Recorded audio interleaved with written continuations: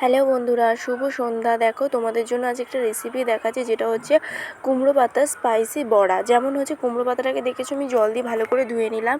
ধুয়ে তারপরে কি দিচ্ছি, আমি মাটির একটা পাত্রের মধ্যে দিচ্ছি হচ্ছে বেসন দেওয়ার পরে তারপরে দেবো দেখো সল্ট মানে নুন, তারপরে দেবো হলুদ, নুন, এই যে হলুদ দিলাম, নুন দিলাম।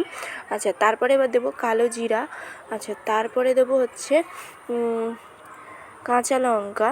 তারপরে দেবো এই যে হলুদটা আর একটু বেশি করে দিলাম, যে বিশু হবে কি হবে না। তারপর ভালো করে সেটাকে মাখিয়ে ফেটিয়ে নিয়ে তারপরে কি করব, নুন দেবো, আবার নুন দেবো, একটুখানি সামান্য নুন লাগবে মনে হলো তাই নুন দিলাম।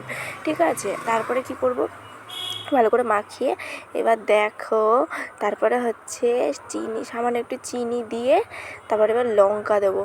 লঙ্কাটা দেওয়ার পর এই যে লঙ্কা দিলাম, একটু লঙ্কা দিলে ভালো লাগে টেস্টে, আমি গুঁড়ো লঙ্কা যেহেতু খাই না তাই কাঁচা লঙ্কা দিলাম। তার মধ্যে এবার কড়াইটা গরম হয়ে গেছে, তার মধ্যে তেল ঢেলে দিলাম।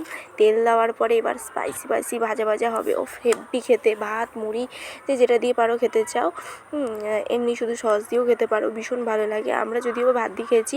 ওই দেখো আমার বেগুন হয়েছে দেখেছো গাছে, হ্যাঁ, তার সাথে একটু আমার মাও অনেকটা হেল্প করছিল, আমি একা একা পারছিলাম না দেখে।